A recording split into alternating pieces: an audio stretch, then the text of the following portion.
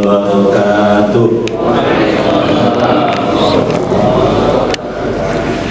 Alhamdulillah, wassalatu wassalamu ala rasulillah alladzi la nabiyya ba'dah. Syukur alhamdulillahi rabbil alamin. Kemudian salawat dan salam kepada Rasulullah sallallahu alaihi wasallam. Allahumma shalli wa sallim wa barik ala sayyidina Muhammad wa ala ali sayyidina Muhammad. Yang saya hormati Ketua Panitia Bapak Haji dan Jamil MA, yang saya hormati moderator, seluruh peserta, seluruh teman-teman yang mengkaji kegiatan muzakarah ini, para orang tua kami, para ustaz, hadirin yang insya Allah kita semua dirahmati Allah. Amin ya rabbal alamin. Pagi ini kita bermuzakarah dalam bahasan jamaah sholat 5 waktu dan uzur yang terkait dengannya.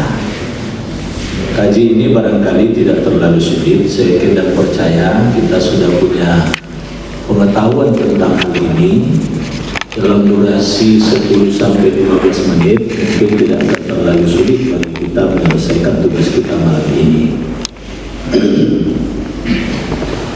Berkaitan dengan sholat berjamaah ini, memang ada yang sifatnya harian, ada yang sifatnya pekanan. Saya agak sukar nyebut mingguan karena minggu itu bukan istilah kita, karena nama hari itu kan semuanya istilah bahasa Arab. Ahad bahasa Arab, Isnin atau Senin bahasa Arab, Salasa bahasa Arab, Arba'ah Rabu, itu kan dari Arba'ah bahasa Arab. Khamis kita nyebut Kamis, Jum'ah itu harinya, Sabtu itu dari bahasa As-Sabat. Sabat ini kan sebutan istilah hari yang dulu bagi umat Nabi Musa itu adalah hari besar dalam satu pekan. Maka bagi Yahudi dilarang untuk angkat ikan hari Sabtu itu. Tapi Yahudi ini memang banyak akalnya. Dia tak tangkap ikan hari Sabtu, tapi dibuatnya semacam bendungan-bendungan kecil supaya ikan berkumpul di situ. Jadi hari Ahadnya ditangkap ikan. Jadi itu sebabnya kemudian Allah merubah mereka yang seperti itu menjadi kera. Dilarang untuk kemudian nangkap ikan, hari itu adalah hari ibadah bagi mereka. Tapi mereka kemudian ngakali, kami tak nangkap ikan ya Allah, kami mengumpulkan ikan saja di tempat ini, hari Ahadnya kami tangkap gitu. Jadi Allah tidak bisa dikibuli begitu. Hati manusia itu kan tahu oleh Allah. Akhirnya Allah kutuk lalu kemudian menjadi kera. Maka inilah kemudian sebutan hari Sabtu itu bahasa Arab. Maka kemudian sholat jamaah itu ada yang sifatnya pekanan. Lalu kemudian ada yang sifatnya tahunan. Ada yang sifatnya insidental, spontanitas dalam kondisi keadaan. Misalnya sholat istisqa, sholat gerhana. Jadi kalau yang tahunan kita sudah tahu itu Aidain, Idul Fitri, Idul Adha. Yang setiap pekan itulah Jumat. Yang hariannya itulah sholat 5 waktu. Dan sholat berjamaah ini memang semakin dipertegas oleh Rasul pelaksanaannya ketika kemudian Rasul telah hijrah. Dan tidak main-main dalam urusan sholat berjamaah zaman itu dan sesudahnya, itu menjadi urusan negara. Jadi bukan urusan pribadi, tapi menjadi urusan negara. Maka ada riwayat menyebutkan, saya memerintahkan, kata Rasul, kepada sahabat-sahabat untuk mengumpulkan kayu bakar. Lalu kemudian ada yang memandangkan azan. Lalu kemudian di antara sahabat akan ada ditunjuk menjadi imam, kalaulah boleh seperti itu. Lalu kata Rasul, aku akan cari mana mereka mengaku sebagai umatku tapi tidak datang sholat berjamaah ke masjid. Aku akan bakar dengan kayu yang dikumpulkan tersebut. Dalam redaksi lain, aku akan bakar rumahnya. Nah, jadi sebegitu pentingnya sholat berjamaah tersebut. Karena memang ini adalah perintah dari Allah langsung. Nanti bisa kita jadikan dasarnya itu adalah surah Al-Baqarah ayat 43. Wa aqimus sholat wa antuz zakat warka'u ma'ar raki'in. Jadi ada perintah di situ, warka'u ma'ar raki'in, rukuklah kalian bersama orang-orang yang rukuk. Jadi di sini maknanya rukuk secara berjamaah, intinya adalah sholat berjamaah. Dalam surat Al-Hajj ayat 77 Allah juga mengatakan, ya ayyuhalladzina amanu ruk'u wasjudu wa'budu rabbakum waf'alul khaira la'allakum tuflihun. Wahai orang-orang yang beriman, rukuklah kalian. Ini redaksinya jamaah, ini secara berjamaah dalam satu komando. Siapa komandonya? Imam. Sujudlah kalian. Nah, redaksinya juga berjamaah. Sembahlah oleh kalian Tuhan kalian dan berbuat kebajikanlah kalian agar kalian menjadi orang sukses. Maka melalui ayat ini kunci sukses itu ada 5. Pertama adalah iman. Kedua adalah persatuan dan kesatuan yang disimbolkan dengan rukuk secara berjamaah. Yang ketiga adalah perintah sujud dan sebagai perlambang ketundukan dan kepatuhan. Lalu kemudian ibadah. Yang kelima adalah banyak menebar kebaikan. Insya Allah orangnya sukses. Jadi banyak ayat yang berkaitan dengan hal ini. Lalu kemudian bukti sejarah, memang Rasul itu sendiri hampir tidak pernah meninggalkan sholat berjamaah. Rasanya tidak ada riwayat Rasul meninggalkan sholat berjamaah kecuali ketika menjelang Rasul wafat, karena dia tidak bisa ketika itu untuk keluar dari rumahnya. Tapi kemudian ada juga yang menjelaskan dalam kondisi itu malaikat yang mendampingi Rasul untuk berjamaah dalam kondisi sakit seperti itu. Itu sebabnya ada riwayat menyebutkan Allah membanggakan hambanya. Siapa di antara hamba yang dibanggakan oleh Allah tersebut? Seorang yang dia sendiri dalam perjalanan, tidak ada orang lain. Tapi tiba masuk waktu sholat, dia memandangkan azan, dia iqamah, lalu kemudian dia sholat layaknya seperti sholat berjamaah.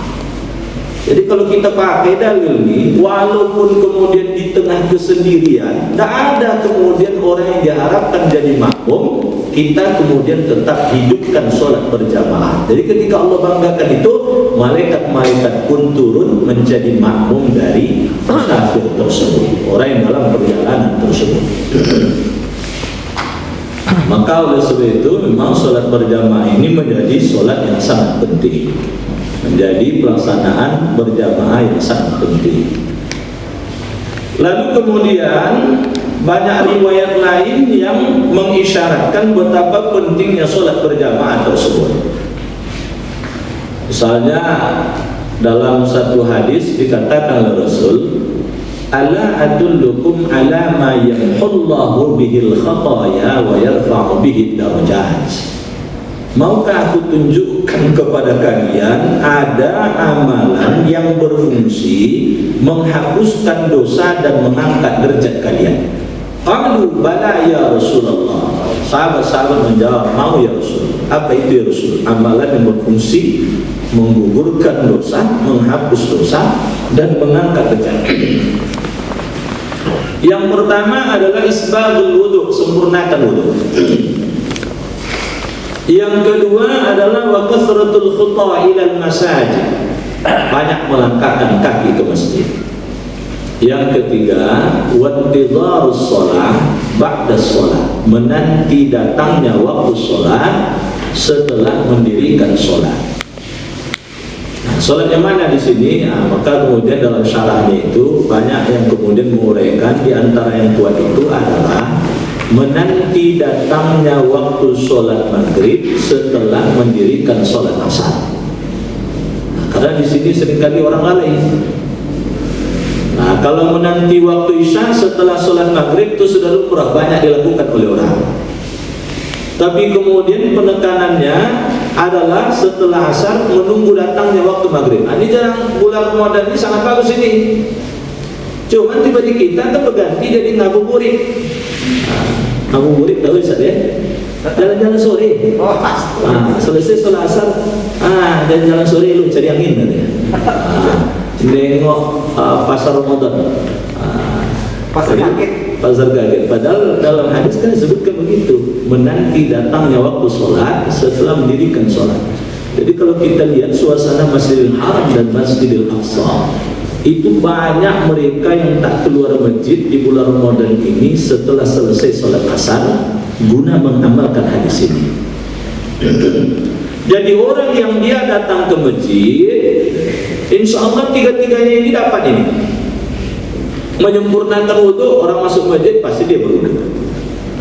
Banyak melangkahkan kaki masjid sudah jelas. Dalam riwayat lain disebutkan langkah kaki kanan menghapuskan dosa, langkah kaki kiri mengangkat derajat.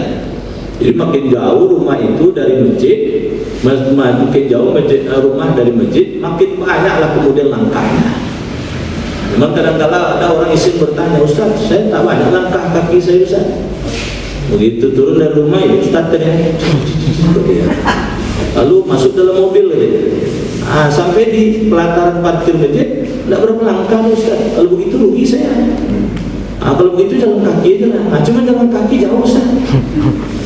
Sekilo jalannya dari masjid. Jadi ke masjid. Jadi ke masjid.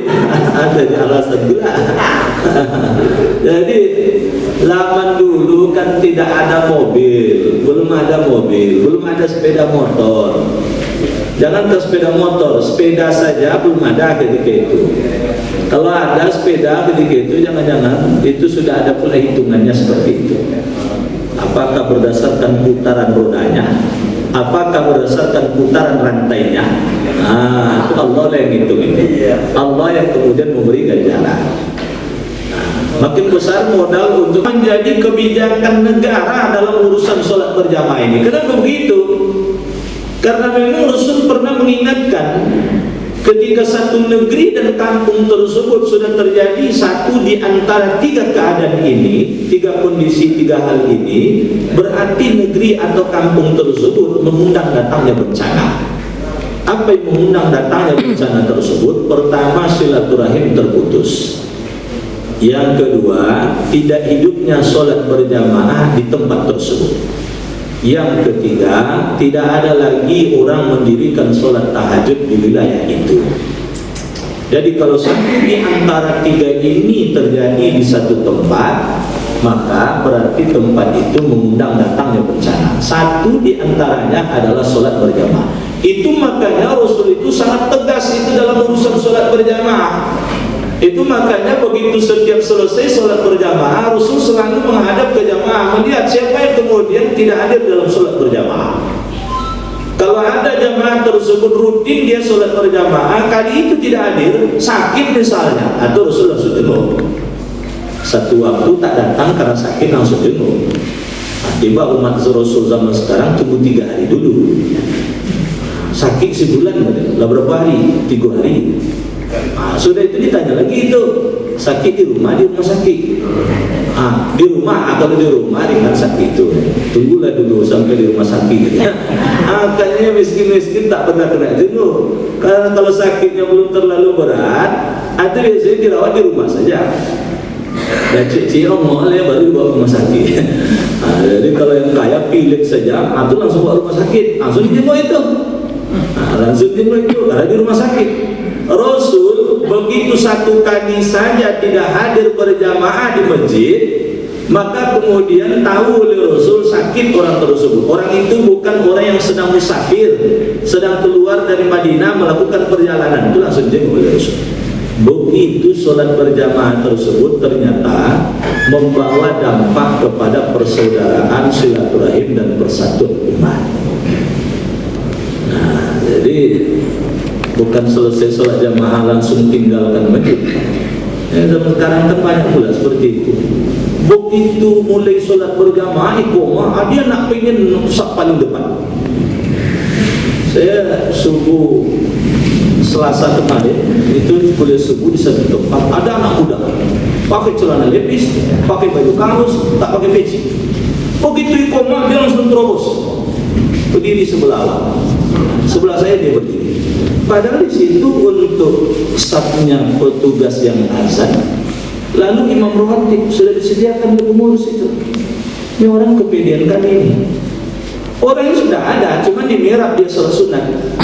Imam kan ada imam paripurna itu kan ada imam pokoknya, imam paripurnanya, ada imam rawatibnya. Di belakang itu untuk rawatibnya, sampingnya untuk muazzinnya. Dicolek oleh bapak-bapak, benar-benar nengok mas keteknya ya tadi itu. Jadi dia mengejar sunnah tapi melanggar sunnah yang lain. Apa melanggar sunnah yang lain tersebut?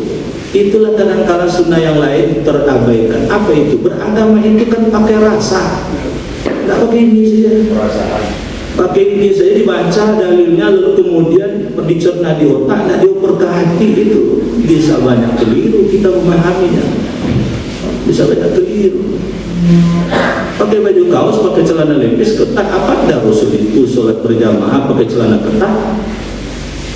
Apakah kemudian dipandang menutup aurat seperti itu? Tak pakai peci pula lagi. Rasul itu tidak pernah sholat tidak menutup kepalanya kecuali dalam keadaan ihram. Maka dalam kajian fikih, misalnya bisa dilihat nanti dalam kitab Al-Fiqh Al-Islami wa Adillatuhu yang ditulis oleh Wahb Az-Zuhaili, itu dikatakan makruh hukumnya sholat tidak menutup kepala.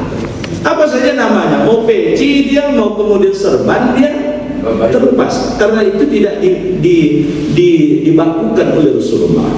Itu saya sebut tadi, dia ngejar satu sunnah tapi sunnah lain dia langgar. Sunnah lain bagaimana? Rasul tutup kepala. Rasul tidak pernah pakai baju dalam, istilah baju kaos ketat itu kan baju dalam itu. Celana lepis ketat itu kan celana dalam itu. Cuma bentuknya saja panjang. Satu sunnah dikejarnya tapi sunnah lain dilanggarnya. Ini biasanya ilmu macam ini ilmu dengar biasanya. Tidak ada ilmu bacaan biasanya. Dengar pengajian sini, dengar pengajian sini, dengar pengajian sini, dengar pengajian sini, bacanya tidak. Padahal ilmuwan mengatakan seluas-luas ilmu kita itu 11% hanya bisa tertangkap lewat telinga. 75% ilmu kita itu diperoleh dari mata. Maka di situ letak penting untuk kemudian membaca dan melihat. Membaca dan melihat. Mohon maaf misalnya, hari ini kita diskusi. Kalau kita andalkan dengan yang kita dengar saja, kita tak baca di rumah, berapa kemampuan kita untuk menyerap? Maka perlu kemudian ditopang dengan membaca. Perlu ditopang dengan membaca. Nah, jadi balik pada kajian kita, maka urusan sholat berjamaah ini jadinya jadi urusan negara. Zaman Rasul dan zaman sahabat. Kenapa begitu? Karena kalau tidak hidup sholat berjamaah di tempat itu, kata Rasul, mengundang datang bencana. Itu makanya setelah wafat Rasul, itu menjadi urusan negara oleh Abu Bakar, oleh Umar, oleh Utsman, oleh Ali bin Abi Thalib terkait dengan orang Islam dia tidak datang ke masjid. Nah, contoh cerita yang populer, Umar itu seorang khalifah yang selalu bergerilya ke kampung-kampung melihat situasi sholat berjamaah. Kalau ada orang ngaku beragama Islam tapi tidak datang ke masjid, itu disurati. Sekali tak berubah, 2 kali tak berubah, 3 kali tak berubah, kali keempat itu diciduk, dipenjarakan. Dipenjarakan oleh Umar, tidak tanggung-tanggung itu urusannya. Dipenjarakan. Mana memang dalam penegakan rukun Islam tersebut, semua rukun Islam itu zaman Umar itu tegas. Haji saja misalnya, ada orang kaya dia tidak berangkat haji, mampu, tak ada halangan untuk berangkat haji, tidak berangkat haji, kata Umar, saya akan berlakukan jizyah kepadanya. Apa jizyah itu? Pajak yang dibebankan pada orang yang tidak beragama Islam. Berarti dia dianggap tidak beragama Islam. Jizyah pajak. Dia kan pajak kepada non-Islam, non-Muslim itu kan bebannya pajak. Umat Islam zakat, penambahnya wakaf. Zaman dulu. Nah, zaman dulu. Karena tingkat kesadaran orang ketika itu tinggi tentang zakat dan wakaf, maka umat Islam tidak dibebankan pajak.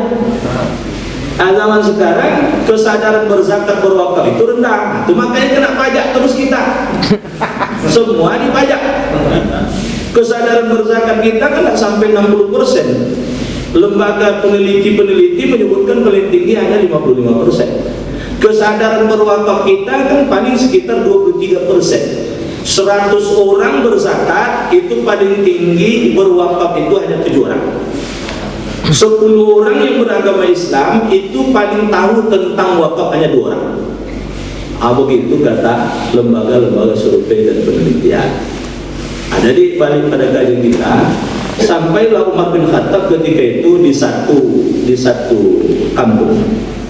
Dia imami sholat asar berjamaah. Selesai mengimami sholat asar berjamaah, Umar bertanya, karena melihat jamaah tak sebanding dengan jumlah penduduk. Ini yang lain kemana, kata Umar? Dijawab oleh yang hadir ketika itu. Di antara mereka ini ada di rumah. Tunjukkan ke saya, mana yang dia ada di rumah tapi tak datang sholat berjamaah ke masjid. Dibawa ke satu rumah, lalu kemudian ketika itu ya sampai di rumah itu diucapkan salam oleh Umar, tidak ada jawab. Dilantangkan suara kali kedua, tidak juga jawab. Lalu kemudian dikuatkan oleh Umar, baru menjawab. Lama Umar bin Khattab menunggu di depan pintu, baru kemudian dibukakan pintu rumah. Begitu dibukakan pintu rumah, Umar bertanya, kenapa engkau tidak sholat berjamaah ke masjid? Dijawab ketika itu, ya Khalifah, saya ini dalam keadaan sakit. Kalaulah saya tidak tahu suara yang ucap salam itu adalah suara engkau, mungkin saya tidak buka pintu. Ini untuk membuka pintu rumah ini merangkak saya. Ibaratnya Pak Jokowi datang ke rumah, Presiden datang, merangkak dibuka pintu itu. Presiden tidak pernah terjadi Presiden datang ke rumah. Maka akhirnya kemudian Umar mengatakan, tega betul engkau ketika aku memanggil engkau, walaupun engkau dalam keadaan sakit, engkau merangkak membukakan pintu rumah. Tapi ketika Allah yang menciptakan aku memanggil engkau melalui kerongkongan muazzin, hayya 'alas shalah, engkau beralasan sakit untuk kemudian tidak datang sholat berjamaah ke masjid. Menangis nih orang tahu. Maka zaman Rasul itu begitu kuatnya semangat orang sholat berjamaah, yang buta datang ke masjid. Kan ada riwayat itu. Abdullah bin Umi Maktum bertanya pada Rasul, ya Rasul, haruskah saya ke masjid? Madinah ini kan banyak binatang berbisanya, saya rusak mata saya tak bisa melihat. Kata Rasul, bagi engkau boleh sholat di rumah. Tapi ketika Abdullah bin Umi Maktum akan meninggalkan Rasul ketika itu, Rasul bertanya, apakah engkau mendengarkan suara azan? Maka dia jawab, dengar ya Rasul. Kalau begitu datangnya suara azan itu, sekalipun engkau tidak ada komando, sekalipun engkau merangkak. Yang buta saja diperintahkan sholat berjamaah ke masjid, apalagi yang sehat mata. Nah, jadi Bapak Ibu sekalian, para ustaz dan ustazah, maka ketika itu memang jadi urusan negara. Nah, di negara kita memang belum sampai pada level seperti itu. Nah, kita lah yang kemudian berperan mengingatkan. Karena di mana hidup sholat berjamaah, itulah sesungguhnya simbol ketakwaan dari satu negeri. Ketika ketakwaan satu negeri itu tampak, insya Allah apa yang dijanjikan oleh Allah, la fatahna alaihim barakatin minas sama wal ardh, pasti dibuka pintu keberkatan dari langit ataupun dari bumi. Dibuka semua pintu keberkatan oleh Allah. Coba lihat, negeri mana yang sholat berjamaah hidup yang susah ekonomi? Nah, ada. Mekah itu dulu mana ada dikunjungi oleh orang? Penyembah-penyembah berhala saja. Madinah itu dulu paling ditakuti, namanya saja Yasrib, negeri yang penuh dengan penyakit. Begitu Rasul pindah, dirubah menjadi Madinatul Munawwarah. Nama lain dari Madinah itu lebih dari 26. Apa yang dilakukan oleh Rasul? Membangun masjid. Sampai di Madinah kan bangun masjid. Sebelum masuk Madinah kan bangun masjid, Masjid Quba. Sampai di Madinah 7 bulan lamanya Rasul itu belum punya rumah. Dalam rangka merampungkan masjid. Masjid pertama kali dibangun di Madinah itu Masjid Nabawi itu dibangun ukurannya 35 kali 35 meter. Itulah masjid. Jadi sholat berjamaah, habis itu dibangun oleh Rasul pasar di sekitar masjid. Prakteknya syariah, tidak boleh ada riba, baik riba nasiah ataupun riba fadl, dihilangkan oleh Rasul.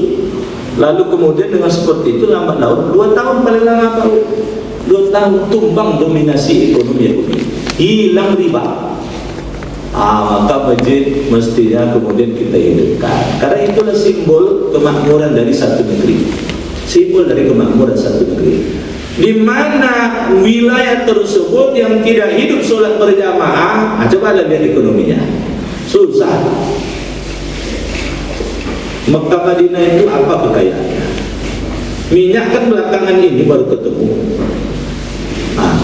Tapi apa yang menyebabkan negeri itu kemudian menjadi negeri yang penuh dengan uang? Ibaratnya Pak, tinggal nangkap di udara ini penuh dengan uang, tinggal nangkap saja begini.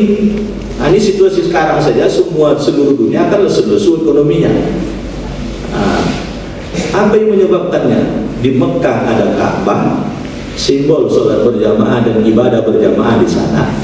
Lalu di Madinah, di sana ada makamnya Rasul, orang berkunjung di Masjid Nabawi tersebut, itu simbol sholat berjamaah juga. Maka oleh sebab itu memang sholat berjamaah ini harus menjadi perhatian. Nah meskipun demikian, tapi dalam kajian fikih memang ada bahasan tentang uzur-uzur yang membolehkan tidak berjamaah ke masjid. Saya catat ini dalam kitab Al-Fiqh Al-Islami wa Adillatuhu, ada 7 yang disampaikan oleh Wahab Al-Suwaidi terkait dengan uzur tersebut. Saya bacakan sajalah waktu kita sempit. Pertama, karena sakit yang membuatnya sulit untuk pergi. Tapi kisah tadi kan menggugah kita, walaupun sakit. Kalau presiden datang, sanggup nggak merangkak? Kalau sanggup merangkak, berarti ke masjid mestinya lebih sanggup lagi merangkak. Lalu yang kedua, seorang yang merasa khawatir akan bahaya bagi keselamatan jiwa dan hartanya kalau dia menghadiri sholat berjamaah ke masjid dalam situasi sangat tidak aman ketika itu. Indonesia tidak terjadi seperti itu. Indonesia darul dakwah, bukan darul harb. Indonesia adalah negeri yang berdakwah, tidak negeri berperang, sehingga aman untuk masjid. Yang ketiga adalah hujan atau cuaca sangat dingin dan sangat panas, berlebihan dinginnya, berlebihan panasnya, yang kalau kita keluar efeknya itu akan memudaratkan pada diri kita. Ada orang yang tidak tahan dengan cuaca yang begitu dingin, mimisan dia keluar darah. Ini mungkin bisa juga dijadikan alasan. Tapi di Indonesia lagi-lagi itu tidak terjadi. Di Indonesia lagi-lagi tidak terjadi. Hujan pun kan ada payung. Hujan pun masih ada payung, kecuali kalau hujannya terlalu lebat luar biasa, tak bisa ditembus, lalu kemudian kilatan petir pun menyambar-nyambar. Itu bolehlah. Itu kan berjamaah di rumah, berjamaahnya tetap, tapi dipindahkan dari masjid ke rumah. Yang keempat, karena buang hajat. Jadi buang hajatnya belum selesai, sedang biyuyuh, lama baru selesai. Itu akhirnya rumah jauh pula dari masjid. Sepeda motor dah keluar. Begitu nak digas, aja saja mendesak. Akhirnya balik lagi ke rumah. Lalu diselesaikan. Begitu selesai pula orang sholat. Itu kalau macam itu, termasuk uzur itu. Jangan dipaksa, nanti keluar pula di masjid nanti bahaya. Yang kelima, memakan makanan yang akan memunculkan bau yang tidak sedap. Itu makanya makruh untuk memakan makanan yang memunculkan bau yang tidak sedap ketika kita akan berjamaah di masjid. Jadi pilih-pilih lah. Kalau nak makan jengkol jam 9 pagi lah. Atau makan durian pagi hari. Ini tidak jam 12. Nah zuhur lagi makan jengkol ya. sholat buka pula masker. Tapi kalau sekarang insya Allah tertutup oleh masker, kita sendiri merasakan. Nah, bahu, nah harum, awak sendiri merasakan. Tapi kalau di luar itu ada pula yang punya keyakinan dalam situasi sekarang tidak sah sholat kalau tidak menempel hidung. Itu dari mana kita pikir itu? Saya pernah dengar Ustaz gitu. Dari mana kita pikir itu? 7 anggota sujud yang menempel itu kan kening, 2 telapak tangan, 2 lutut, 2 kaki. Hidung itu sunnah. Nah, dalam situasi sekarang ini itu justru kemudian untuk keselamatan dan keamanan kita. Maka oleh sebab itu tidak ada itu yang membatalkan. Ya kadang-kadang ilmu dengar ini apa ya ini kata orang tua waktu dulu batal nih nyo katanya. Mana batal dulu. Jadi katanya saja ilmunya. Jadi boleh buka itu tidak kita pikir. Dalam mazhab Syafi'i 7 anggota sujud yang nempel ke depan sujud. Mana itu? Dahi. Jadi kalau berkaitan dengan apa hidung itu sunnah. Maka itu tidak menjadi wajib untuk menempelkan hidung. Kan hikmahnya itu. Kalau sempat ada orang keningnya agak panjang ke depan, hidungnya pesek, gimana cara nempelkan hidungnya itu? Lepas ya cari-cari hidung aja nempel-nempel Ustaz. Susah juga jadi itu. Jadi ada hikmahnya. Kalau hidungnya panjang itu tidak masalah. Keningnya standar, hidungnya panjang mancung, tidak masalah. Tapi kalau sempat mancungnya ke dalam, lalu keningnya nonjol ke depan, gimana caranya nempelkan hidung itu? Jadi kalau dalam kajian kita, kalau saya kurang baca, saya tahu.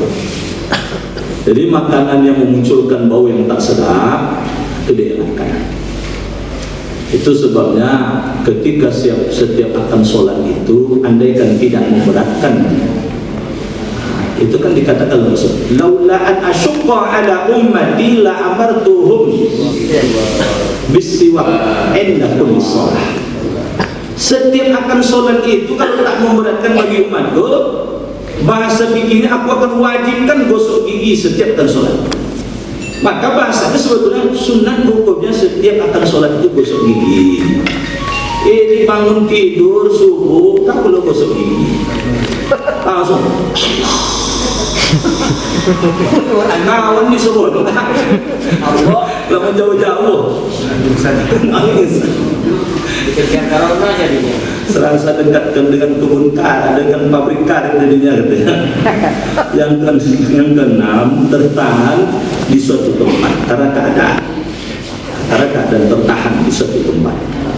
Kalau Jakarta ibaratnya jalan macet, mobil nggak mungkin ditendang. Ini termasuk bagian dari uzur. Nah, dipinggirkan nanti macet jalan tambah parah. Saya sholat berjamaah pinggir jalan saja lah, antikan mobil tambah parah lagi. Kita dalam beragama ini tak boleh egois. Lalu kemudian yang ketujuh, terjadi bencana, entah mungkin gempa, entah mungkin banjir bandang dan lain sebagainya. Inilah barangkali ada waktu pun memang mestinya 20 menit, tapi tadi Ustaz Mordi lupa meminta saya, sehingga mungkin demikian barangkali waktu saya kembalikan kepada Ustaz Dr. Mordi. Terima kasih.